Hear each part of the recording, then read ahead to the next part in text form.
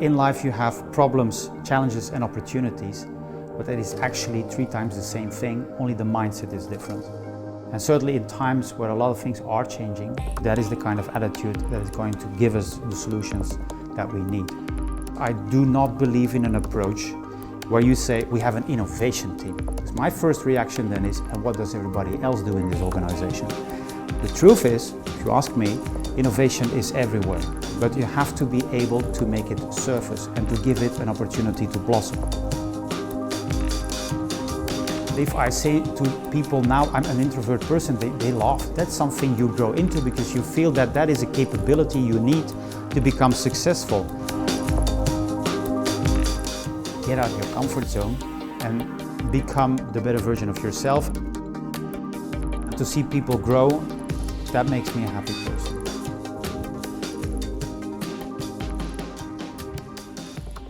This is CIO TV. My name is Hendrik.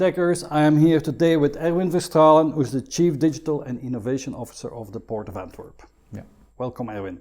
Thank you, Hendrik. Erwin graduated from the University of Antwerp with a Master in Applied Economic Sciences and then completed his studies with an MBA. He started his career as an organizational consultant at Creditbank, one of the biggest banks in Belgium. And throughout his career, he discovered his appetite for strategic thinking, primarily in the domains of business and IT strategy and the alignment between the two. From 2011 onwards, he was the first ever CIO of AVV, which is the biggest full service partner for farmers and growers in Belgium, and where he was responsible for all IT related matters at group level. In 2017, his dream came true. As a maritime transport economist by training, he was granted the honor to become the Chief Digital and Innovation Officer of the Port of Antwerp. That's true.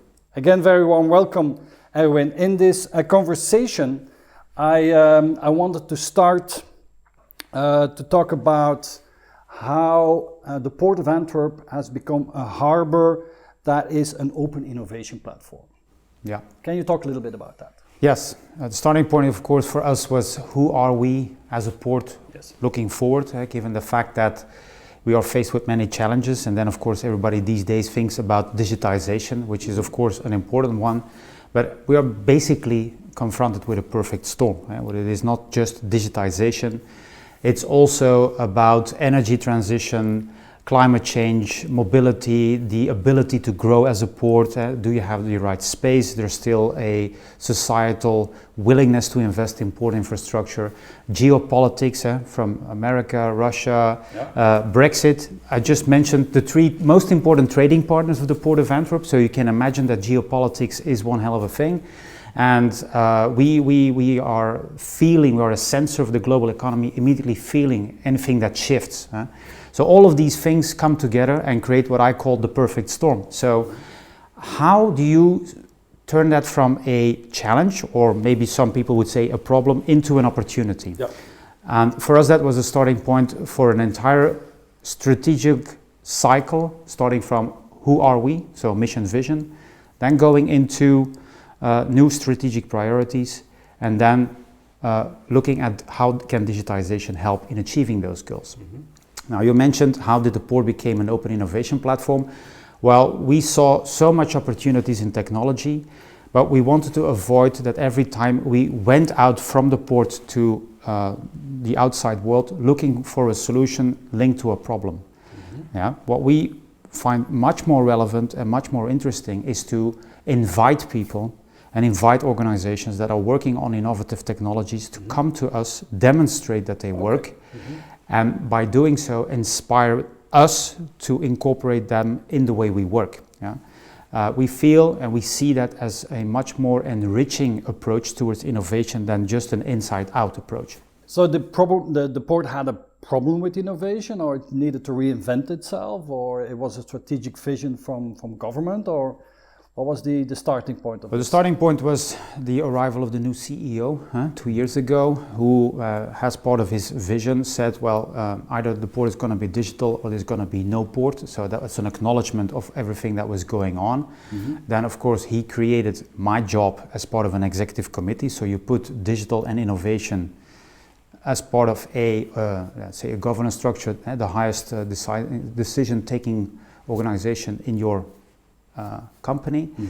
And then from there on, it was basically facilitating innovation. When I created my organization, I didn't install an innovation team because I do not believe in an approach where you say we have an innovation team. Because my first reaction then is, and what does everybody else do in this organization? The truth is, if you ask me, innovation is everywhere, but you have to be able to make it surface and to give it an opportunity to blossom. So I have an innovation enablement team that, amongst others, has said, okay, we open up this port as an innovation platform. We're going to create ecosystems with partners, academia, and so on to keep working together. We're going to experiment with new technologies, not to prove that the technology works, but to prove the value to the organization. So the faster we can show, listen, this is what virtual reality can be, this is what robotic process automation can do, this is what sensors can do, this is what cameras can do, then you see them picking it up and say, oh, wait a minute, if that's feasible, then I got a couple of ideas for that, you see? And then finally, creating open innovation platforms where people can bring in their ideas, they get supported, and we see how we can bring it from an idea to a proof of value to implementing that in our day-to-day operations. Okay, great. So if you ask me, did we have an innovation problem? I don't think so. If you see in a time frame of less than a year and a half what has already been achieved, it's about facilitating innovation, but we weren't in a dire need to do more innovation. No. Okay. And could you give a couple examples of the innovations that have happened and the results they had? A couple of innovations out of the back of my mind. So we have created an autonomous vessel, so a vessel that does not require any human oversight. And the idea was to deploy that in the busiest dock. So in terms of ambition, that's really setting the bar to do depth soundings, because the manned vessel was always too late to arrive at the location where depth soundings needed to happen because of the fact that it's so busy over there. We have over 500 cameras in the port. We applied technology behind it to make them smart, meaning that out of video images you can get data, recognition of this is a truck, this is a train, this is a car. We applied it also to identify objects on quay walls. So this is a fender, this is a bollard, allowing us to become much more efficient in object detection, and then from there on giving us signals on what is happening, or to improve maintenance and all that kind of stuff. We did robotic process automation, proof of values, to show to the organization, if you take a typical process out of our own organization, what you get as an output. But we also played around with low-level technology, just to make the point that it doesn't necessarily always have to be technology. So we had the bolt indicator, which is a piece of plastic you put on a bolt on a large steel bridge, just to see if the bolt becomes loose, then that piece of plastic shifts as well, and then you can visually see that there's something wrong, instead of doing an inspection we have to close down the bridge. So in terms of cost, it was peanuts. In terms of impact, gigantic. And more important than just doing these kind of experiments, because I can go on and on and on, is about that at all the levels in the organizations, did those examples or did those ideas pop up? So at the lowest operational level, deep in the organization, up to the highest levels in headquarters, you saw these innovation ideas popping up. So in fact, you and the team and the CEO, you created a culture that allowed innovation as well.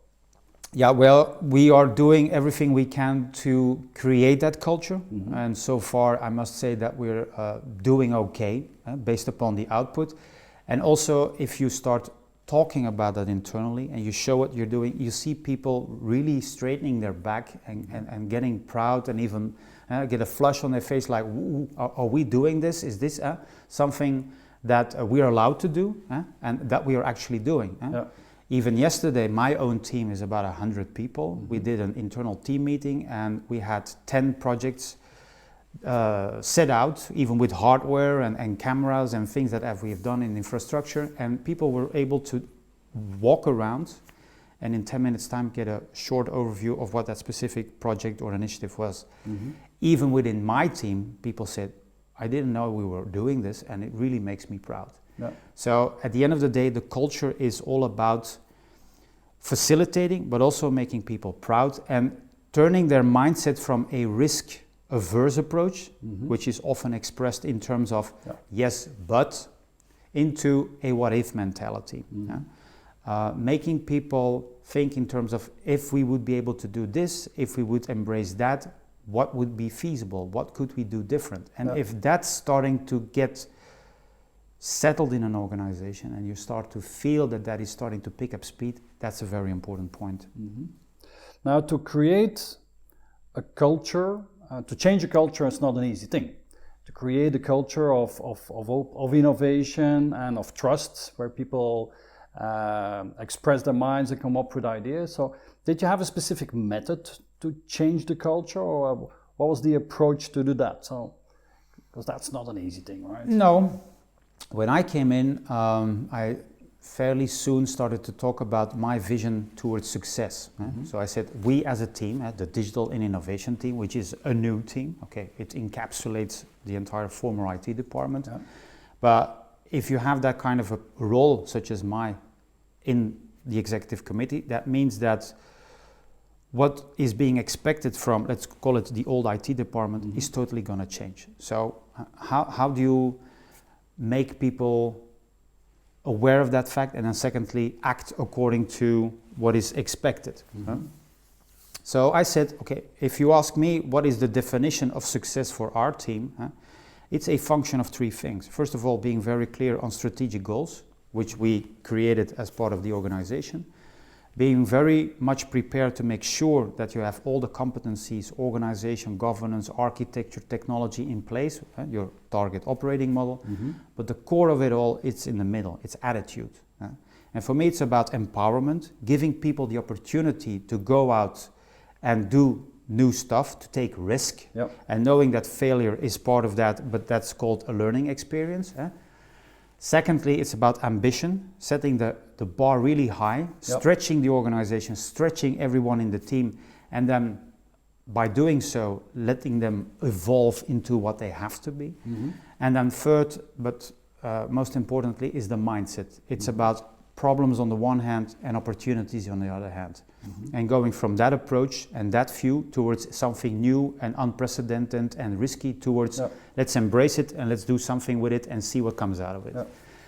That is what I've always put forward from the beginning, what I keep on repeating. It's also embedded in our mission statement as a team. It's embedded in what we do, and I continuously try to make the dots between what we have done and that recipe for what I call success. Mm-hmm.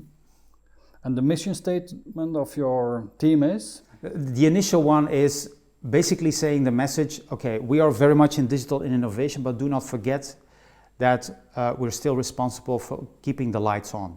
So that is the foundation for credibility and trust. If we lose that, then we will not ever be able to sit around the table and say, yeah, we're going to do digital and innovation. They say, you know, can you fix the Wi-Fi for me, please? And do you make sure that my portable still functions? We're still accountable for that. And even if you would outsource all of that, you're still accountable, because when it doesn't work, they knock on the door with you and they say, fix this. That's important, because a lot of people, initiatives that are focusing on keeping the lights on, felt a little bit lost, like we are not relevant anymore because it's all about digital and innovation. I say, oh, wait a minute. First of all, you're also entitled to be very innovative, even if you're in the run mode. And secondly, you're the foundation for everything that we're going to build on top of it. So if that doesn't work, everything falls apart. And then the rest of the paragraphs is about us being ambitious and being the guiding light. It's about not only looking at our own organization, but also being the community builder for the ecosystem in the port. As a side note, we have 4 roles as a port authority. We are landlord, operator, regulator. Those are the more traditional roles. But we have certainly the last 2 years, certainly since the new CEO came on board, emphasized our community builder role. Okay. Being there for the 900 plus companies that are active in the port and other stakeholders like customs, food and drug administration and so on.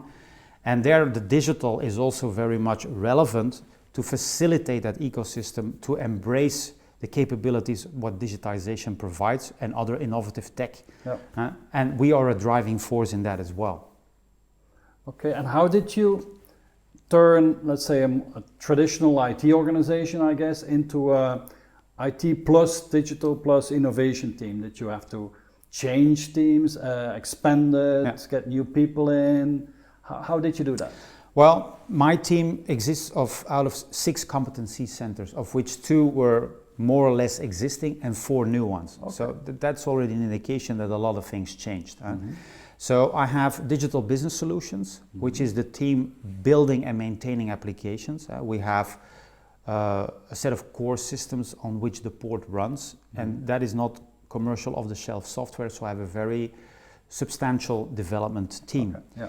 That is also responsible for building port community systems. So systems that are being used throughout the port, for example, for booking a slot at a container terminal as a barge operator, for doing all the required legal notifications with an incoming ship on dangerous cargo, customs and so on. So we facilitate that. That's basically happening in every port around the planet.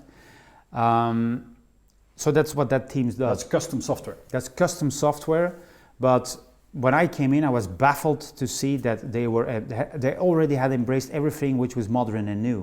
Okay. Very much open source minded, very much focusing on scalability, into Docker architectures, into Kafka and so on, to be able to inject enormous data streams, 700 data elements per second coming from incoming ships and those kind of things. So they had already embraced those things because they had to, because of the scale and the data flow that is coming through these kind of applications. Then secondly, infrastructure services, because given the business critical nature of IT support in a 24/7, 365 days a year environment, the port never closes down. We have our own fiber network, 170 kilometers of fiber in the port, 2 active data centers, 12 radar towers, 500 cameras and so on. And that you manage yourself? And that we manage ourselves. Wow. It's fully managed internally. And I saw a lot of opportunities also as a community builder to leverage that infrastructure for the stakeholders, for the port community as well. Maybe as a backbone, for example, the fiber network as a backbone for a 5G network, or making parts of that network accessible for companies in the port that have an issue with network connectivity. That kind of an idea. And then I have my 4 new competence centers.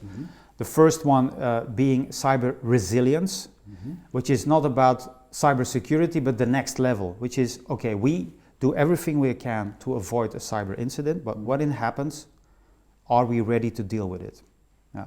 That's important. Secondly, innovation enablement, we already touched on that. It's a small team that is enabling innovation to blossom in our organization by making sure innovative ideas from inside the organization get on the radar, creating those ecosystems of academia, startup communities and so on from an outside-in view, making sure we are an innovation platform for drones, smart cameras, autonomous vessels, and so on. And then finally, experiment like hell with all these new technologies and do that in short cycles to see what it can provide. Then data and analytics, because it was fairly obvious for me when I came in that historically the organization who has tons of data only use them for operational purposes. For example, in the nautical traffic management, where is a ship now? And then after services had been delivered to make sure we send out an invoice. But what do you get out of that data if you start collecting it from an historical perspective and do some interesting things on that? Do you see patterns? Does it allow you to go from analytical to predictive to prescriptive? So the next frontier in data and analytics, because we have a huge amount of people doing data and analytics, but data scientists that go after the next big thing, the needle in the haystack, the insights, that is a new frontier for us as well. And then finally, the CDIO office, where I wanted to consolidate all the holistic capabilities in vendor management, contract management, capacity management, and so on, because I knew that a lot of the strategic projects would have a very, very significant IT footprint, that I had to make sure I was ready to deal with that. Okay.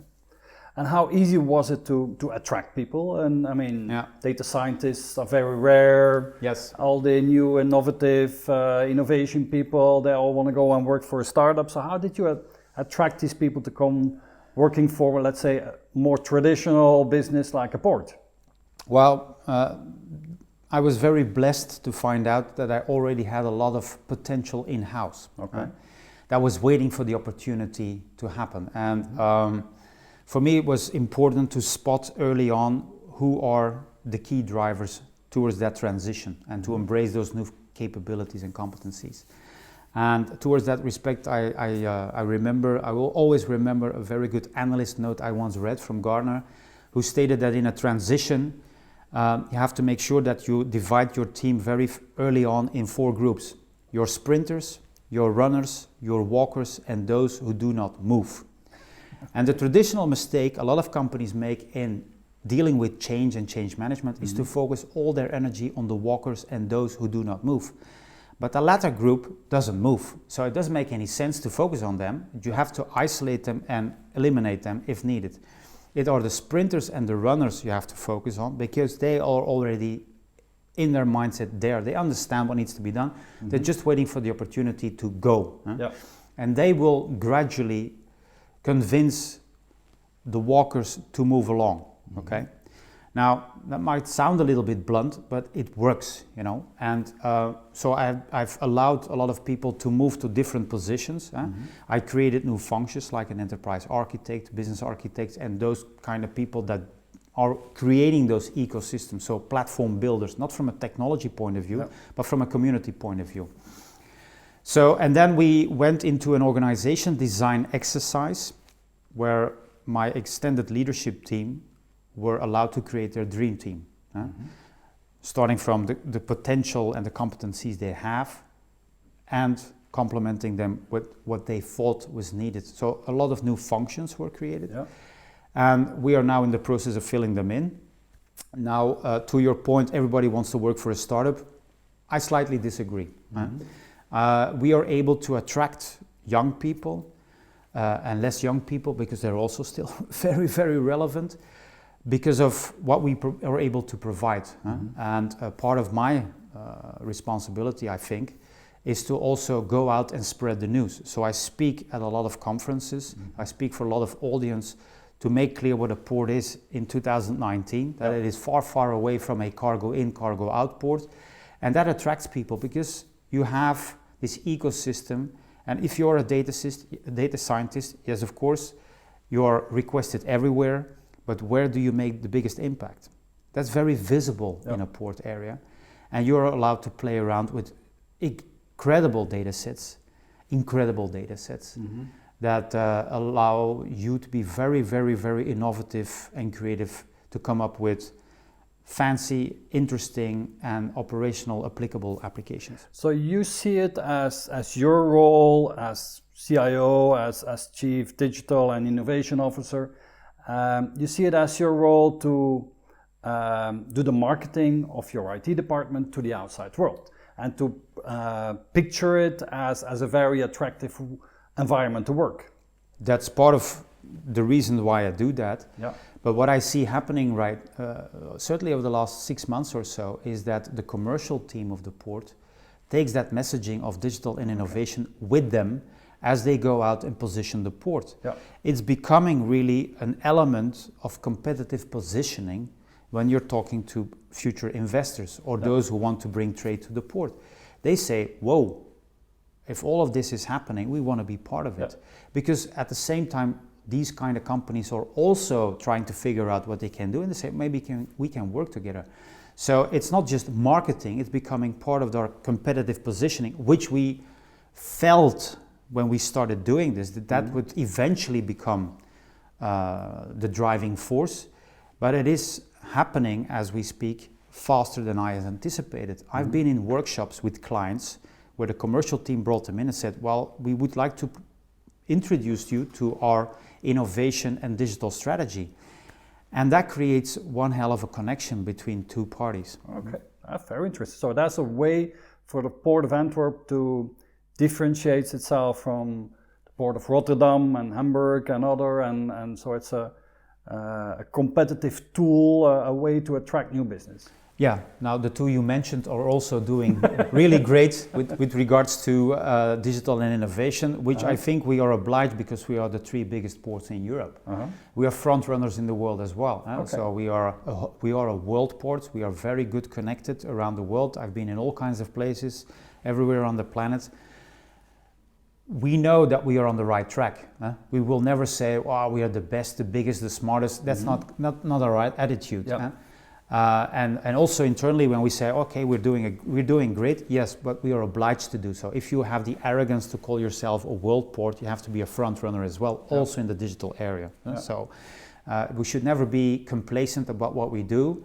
But I think, we're doing okay. But let's say that the others who got it also are doing very good efforts to make sure that they are part of that front runner group.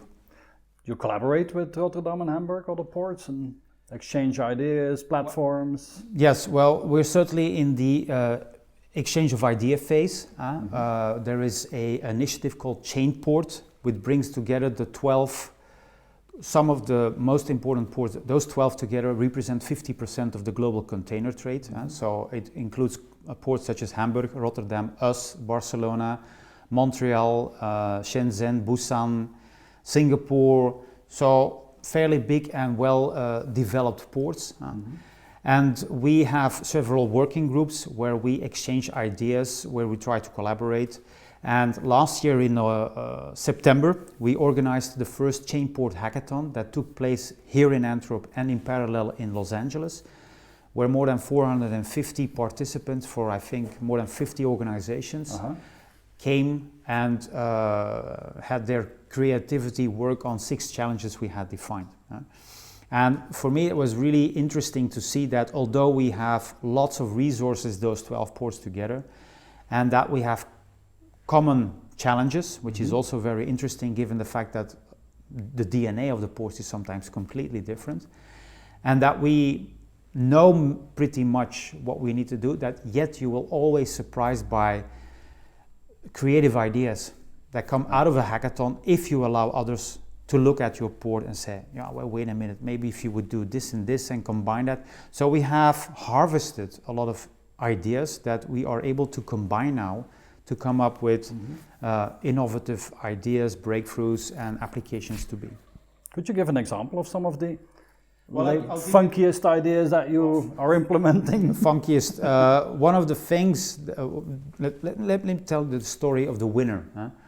Who came up with the idea to work on the ETA, which is the expected time of arrival. It's an expression of a ship on when it aims to be in the port.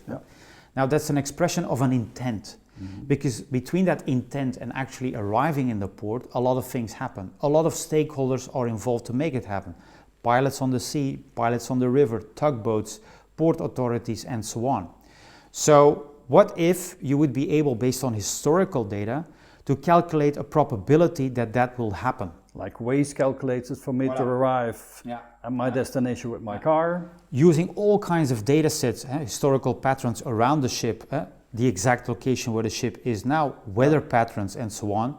And then link that to all the stakeholders in making that happen to say, listen, that ETA expressed by a ship will not happen if you, Mr. Pilot, or you, Mr. Tugboat owner, do not raise your capacity in 4 hours from now, because otherwise you will say, I don't have a tugboat, I don't have a pilot anymore. So making that vulnerability in that entire chain visible by leveraging historical data. That's just one example. Okay, very cool. So your role as a CIO is much around organizing change. You've created a new operating model as well for IT and digital and innovation. We talked about how you manage your team, attract your team. So let's talk a bit about leadership, because that's I think important as well. How do you look at leadership in your organization? Yes. When I left my former employer, one of my team members, he wrote me a very nice quote on my LinkedIn profile, you can check it out, and he said, Erwin is very much about spotting opportunities to create future leaders. Because we live in I was really flattered by that, because it's my DNA to make sure that everybody is capable of using his or her talents to the maximum. Now, the first question is then, what is your talent? For some people, that's not easy. Sometimes if you ask the question, they say, that's a good question, but actually I don't know. And so then how are you going to become the better version of yourself if you don't know that? But that was a side note. But creating leadership is about holding a mirror in front of people all the time, not acting as a manager saying, you know what, I'll tell you what you need to do. Now, prior to when I joined and when the new CEO came on board, it was very much a risk-averse kind of culture. So basically stimulating, tell me what I need to do, then I'm in the safe zone. Yeah. All of a sudden that's gone. It's about, listen, this world is so fast in the way it changes. We need all the brain capacity out there. I'm not as arrogant to believe that I can tell to 100 people what they need to do. Let's turn it around. You are here to inspire me to take the next step with my organization at large and you in it. And I told them, if at the end of the year or at the end of the quarter, you go and stand in front of the mirror and ask yourself the question, where did I create value? Where did I leverage myself? You have to make sure you have an answer to that. Otherwise you have a problem. Not me, you. Yeah. So I am here to help you to progress, to ask questions. Sometimes questions you don't want to hear, but nevertheless, but they're aimed to create the better version of yourself. But I do not want people around me who come in and say, I have a problem, and then it stops. I want people who say, I have a problem, well, maybe we can turn it into an opportunity, but I have 3 options in mind, what do you think? That's the kind of attitude I want. Yeah. And that's the kind of attitude I stimulate, and you have always the front runners who show that, and then you give them the floor and say, well, this is what these guys have done, so what about you? Yeah. And it's that continuous focus, because once I'm able to do that, and I see that the ball is starting to roll, I have the easiest job on the planet. And then I can go out and talk about what we are doing for commercial teams, for stakeholders, and get them on board as well, so that we can enlarge that ecosystem to do innovation. So you're using a mirror to hold in front of your people so that they can learn more about themselves. You coach them, you work on their most important talent. Yeah. So what is your most important talent? It took me a while to figure it out. Actually, when I became CIO at the age of 41, I didn't know what the talent was. But I figured it out during my first 6-7 years as CIO. Is first of all, I'm able to absorb a lot of information for all kinds of different contexts and then create a cohesive, inspiring vision out of that, where there are things in there or connecting dots that most people don't see. One of my former managers, it was very frustrated. He said, I'm really frustrated because the amount of information you're capable to absorb and then get those 2-3 relevant questions out of it, that's unbelievable. I say, yeah, but that's my talent, right? So if I can use that to set the stage and provide the compass for the team moving forward, that gives them the reassurance to let go of the past. Because what is the key issue with change is that people do not see the future. If you're able to create that future, even if it is not there yet, but you can show them the vision of what is ahead of them, then they move. Because focusing on the rationality for why they have to move doesn't motivate people. And some people say you have to make clear what's in it for me. I do not agree. That's too narrow-minded and too selfish. But to depict or to describe a positive future is what is needed. and that it is cohesive and coherent, and that's my job. And that's what I believe fairly good at. It's very interesting. We're using not necessarily scientific MBTI personality tests in these conversations and these interviews that we do. And you shared with us that your personality type is INTJ.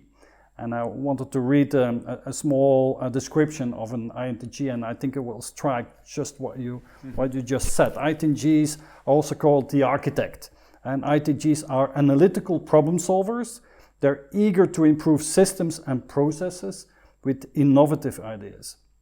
They have a talent for seeing possibilities for improvement, whether at home, at work, in themselves, and they are typically independent, selective about relationships, preferring to be associated with people who they find intellectually stimulating. Mm-hmm. So does that resonate with how you look at yourself? Yeah, it was interesting because initially I said, is that the kind of person I am? Mm-hmm. But if I'm honest with myself, up to the age of 41 when I became a CIO, mm-hmm. that was exactly who I was. Mm-hmm. I've been a consultant for most of that time, up to that point, very knowledgeable, very much capable of connecting the dots between business and IT and defining strategies for board and executive committee, so that resonated well. Now, of course, once you become a C-level, you have to extend that from that core person into other dimensions, like the more relational stuff. Yeah. So that has been a learning for you? Yeah, for sure. It's motivating teams. That has been a learning curve. Going out and describe the message, because one of the characteristics that was on that architect one, that you are very introvert. Yeah, I used to be very introvert, but if I say to people now I'm an introvert person, they laugh. They say, you're not an introvert person at all. But that's something you grow into because you feel that is a capability you need to become successful. That's why when I have, for example, an enterprise architect from my team in front of me, mm-hmm. fully aware of how important that function is, and he gives me a presentation, I say, well, content-wise, it was brilliant, but you have been speaking for half an hour to a screen and not to my face. Yeah. That is something that's going to block your further development, so you have to work on that. Yeah. And why did I say that? Because I've gone through the same kind of evolution. You see? So the goal is to keep expanding your capabilities and to become the richer version of yourself. Mm-hmm. But at the core of it all, I resonate fairly well with being that kind of a person that you described. And how did you develop yourself? Was that a conscious training that you took for being more a coach? Were there anything special, or was it self-taught? Because it doesn't necessarily come naturally, because your natural instinct is to be an analytical problem solver, mm-hmm. Much more than a coach and a relationship person. Yeah, I grew into that. Mm-hmm. I didn't do much training. Not the kind of person who likes to sit in team sessions for 5 days telling how do you feel about this and that. Yeah, well, voila, there you go. But I follow my gut feeling quite. Yeah. I believe that I have some kind of a sixth sense that I've inherited from my mother. She was very sensitive with regard to people and interrelationships, mm-hmm. and so on. And I think part of her DNA sits in me. My father was a civil engineer, so the analytical part probably came from there. So I hope I'm the blend of the best of them. Of course you are. Yeah. Well, of course I am. Why the question? That's probably the analytical part that wants to challenge that. But it's something you grow into. Also because you have the opportunity to do that. If you're a consultant and you're doing a strategy job, it's analytical, tick-a-tack and frameworks, and then you say, buff, here you go. You're not the one who's going to implement it. But if all of a sudden, from being an architect to be the contractor who has to do it, that's a totally different thing. Yeah? When I joined AVV, they said, well, you were the architect for the business and IT transformation. Would you be willing to come and do it? Mm-hmm. Yeah? And that, of course, for me, that felt, and it was really sort of a crucial, fundamental moment in my life where I had to take the decision, do I go left or do I go right? Left is continuation of what you were doing. Mm-hmm. Stay in the comfort zone, which started to feel a little bit too much like a comfort zone, because if you're dealing with a new assignment, After 10 minutes you say, oh, there we go again, don't you see what's wrong? That's not good for a consultant. Or to step to the other side and say, well, I want to build something because I'm also a builder. Somebody who can say after 5 years, I did that, instead of creating a pile of paper and then leaving it up to others. So at 41 I had to make a decision, do I go left or right? And I took the right option, which was basically get out of your comfort zone and become the better version of yourself and make sure that what you are lacking complements the strengths of what you already are. But that's, I think, part of life, you know. Yeah. So what makes you happy? When are you happy in your life and in your work? When I see things moving forward, when I'm able to inspire people, for sure people much younger than me. This morning I had the privilege to speak for 450 people with an average age 20 years younger than me. If those people after the speech come to you and say, wow, I didn't see that coming, that was really inspirational and that's cool, then I'm a happy person. And to see people grow, that makes me a happy person. I don't want to go and stand front stage. I do that a lot because I have the skills to create an inspirational story, but I do that for my team and to make sure that they can grow. So being that architect person and not having dealt with teams and motivating them and allowing them to go into different directions, prior to become a CIO, I wasn't aware of that. That gave me, I wouldn't even thought of the fact that would give me joy. Now it does. And I leave the analytical part more to others. Although I still try to spend time on what's next, which allows me to tap into those analytical capabilities once more and to see what is behind the horizon. Because we live in such exponential times that beyond the horizon very fast becomes before the horizon and standing at your front door. So that's my role. So I still leverage and use those capabilities, but being someone who enables the community builder role requires me to focus a lot more on other stuff as well, which is okay and which I like. You learn from your father, you learn from your mother, and you combine, of course, the good qualities that they have. Who were the other people that you learned from, the people that you look up to, that were mentors in your life? Oh, that's always an interesting one, because then you have to start picking names. If I reflect on what's maybe the most important thing in all of them is that they also were a mirror for me, where they, first of all, gave me the space to grow, knowing pretty well that I would fail sometimes, but that they were there as well as a coach to hold that mirror in front of me and say, well, maybe you could do this or that, or maybe you should reflect on this or that, without being judgmental, or without showing the path that they thought would be the best. Because 3 or 4 names, not necessarily people I met in professional life, but at all kinds of level, in the private life, professional life, societal life, I think there's a common denominator if I would have to summarize what they have meant for me. And also now in my profession I meet people that have the talent to think very far into the future and to put seeds in the ground saying, well, you won't see anything happening for the next year or so, but rest assured in 2 years, 3 years from now, you will see things happening. And that is also quite interesting and inspirational, given the fact that we are Port Authority dealing with an ecosystem of 1,000 companies with 20 billion euros of added value, 140,000 jobs involved, 5% of GDP. That's the kind of thing you need to do, because quarterly driven focus, that's not part of our DNA. Also infrastructure, we deal with infrastructure with a time frame of decades, up to 100 years. The oldest lock is 100 years old. So that kind of short, medium and long-term view on that ecosystem is something which is for me fairly new, because I've always worked for stock listed companies. Then you're in the quarterly driven kind of approach. Now you have a totally different dimension. Also, the balance between profit making, return on investment, EBITDA, traditional stuff in a commercial entity versus the societal relevance of it all. We have a board, half of them is the political coalition of the city, half of them are independent captains of industry. Yeah.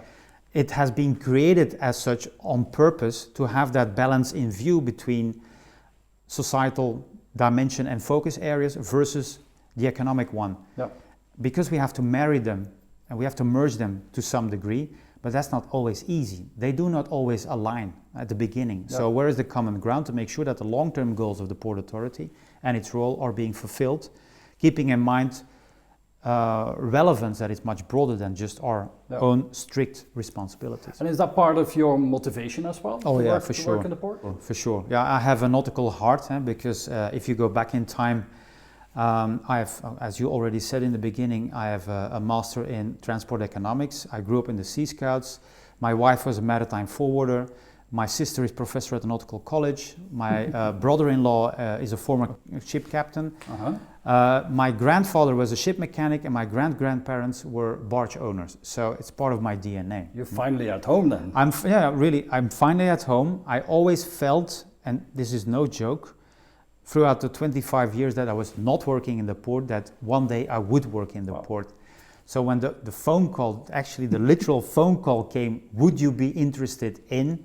My heartbeat went up with 10 beats. Wow. Yeah, it's a fairy tale come true. Okay. It is. Wonderful. Now, I'm sure, this video will be watched by many people around the world and certainly by future CIOs, future digital leaders, people in the 30s and early 40s and so on that have the aspiration to become CIO, CDO, CTO, innovation officer and so on. What would the advice be that you would give to younger people today if they have the ambition to grow in functions like that you have today? Yeah. Recently I read a small book called From Grit to Great, where two people analyzed what made people in sports or in business successful. And it resonated pretty well with me. And by the way, first lesson learned is that if you observe these people, they failed miserably again and again and again before they became successful. I think that's already the most important thing, because we live in a culture that is not really open for failure. This morning there was a testimonial at the conference of a young woman who had started up a blockchain company 2 years ago, and she failed, but she learned a lot. And the company she worked for whom I was presenting, didn't know that. And she said, well, I almost don't dare to tell, but I used to have a startup company and it failed. And they looked at her and said, why don't you want to tell that? Yeah. I was on an inspiration trip in November in Israel. That's the first thing they say. I had 3 startups, 2 failed, and I learned a lot of them. It's part of their culture to find that interesting and to have appreciation for that. Yeah. So, okay, certainly in this world that is in transformation, looking at failure in that context is very, very negative. So, going back to the book, they said we see 4 characteristics. Those people, they take initiative. They don't sit idle and wait until it's all cleared out. They're bold. They're very curious about the world. They're willing to discover, see what works, doesn't work, and so on. They have tenacity. They keep on focusing. And finally, they don't give up when they are faced with failure. They see that as a learning opportunity. Yeah.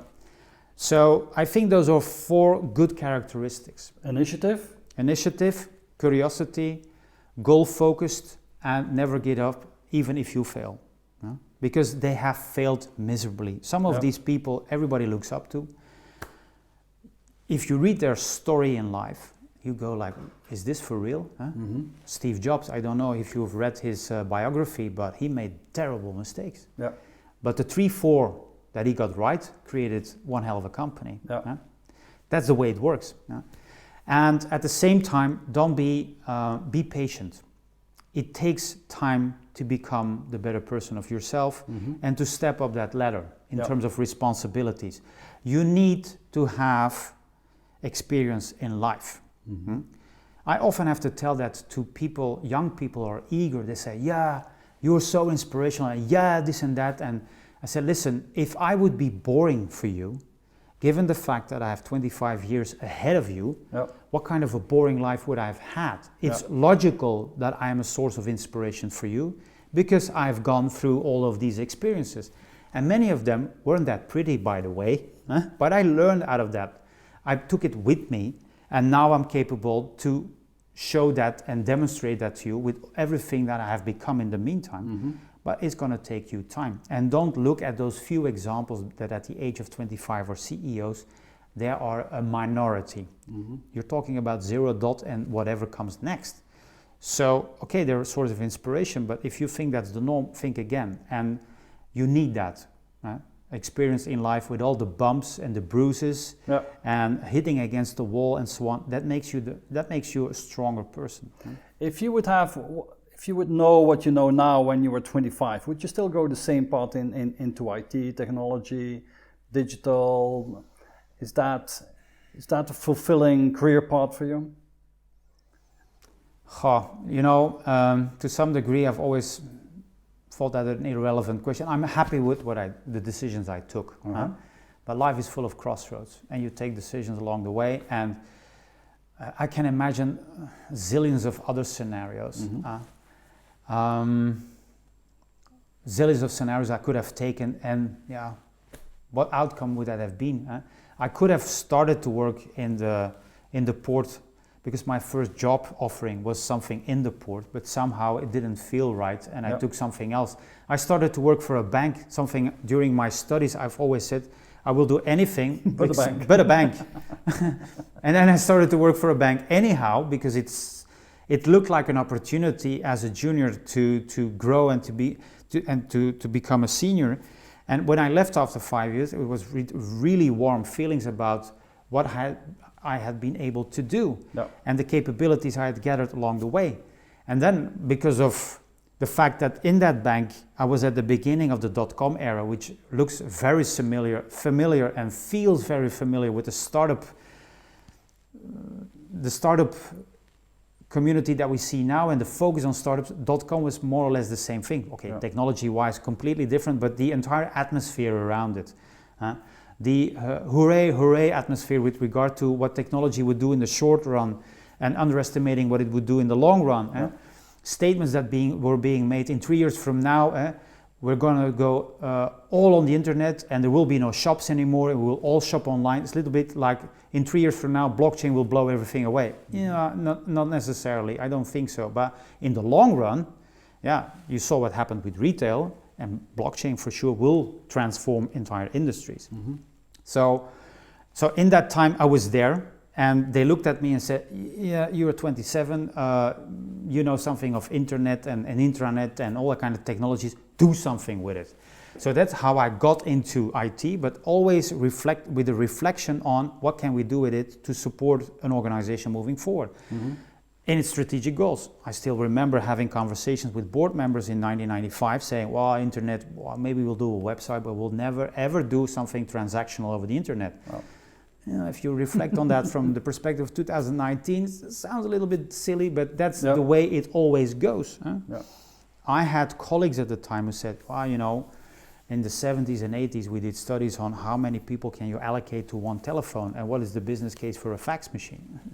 That's what happens. But if you have seen that cycle repeatedly, then the next time it happens, you say, okay, there we go again. So if we would have a pile of money, in what technology should we invest it in? Probably in the technologies we're not even aware of that are on the horizon. For sure, the technology that are on the radar now, IoT kind of things, blockchain, AI, for sure. Not in the time frame everybody's predicting. It will take a lot more time. But for sure, everything that has to do with energy transition, circular economy, creating a new economy, dealing with climate change and so on, for sure as well. So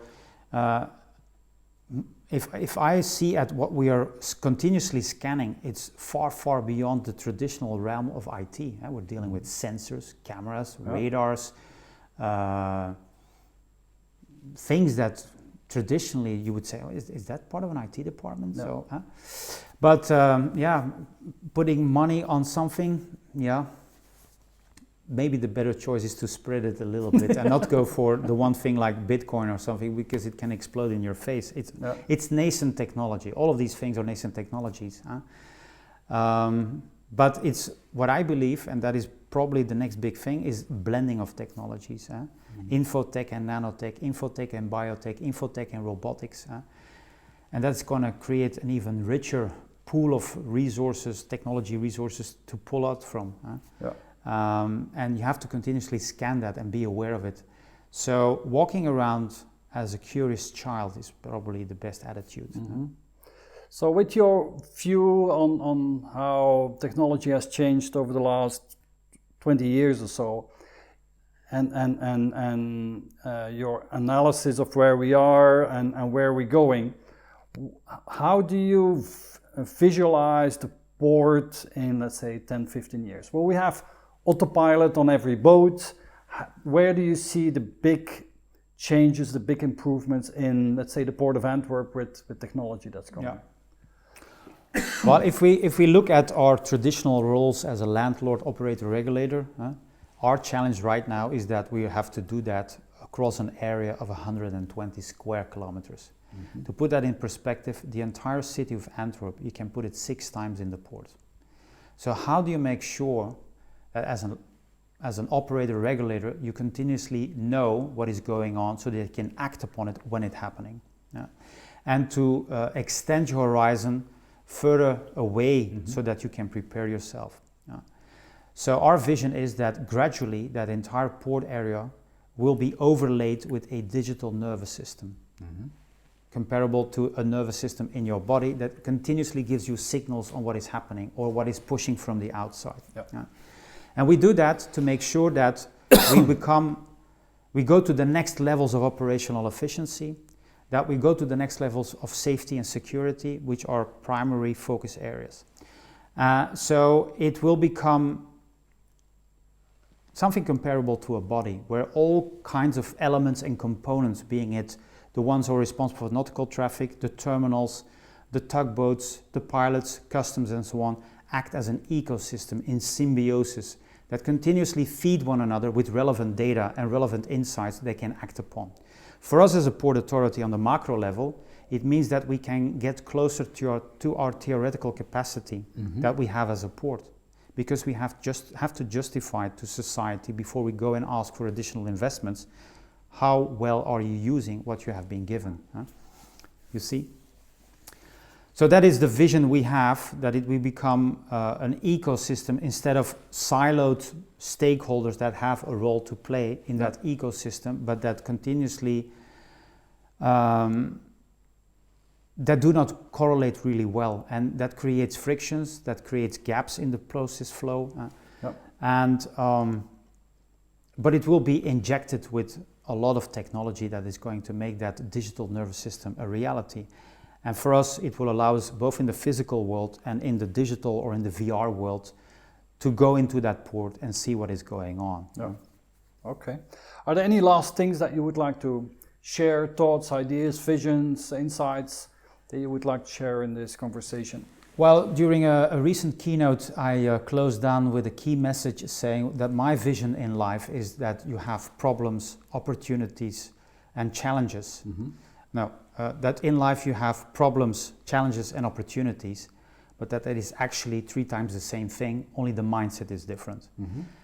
I believe that, based upon my own experience, if you look at the world in terms of opportunities instead of problems, that a new world opens itself, that you see a lot of things that can be done, and it allows you to step away from being risk averse to be risk embracing.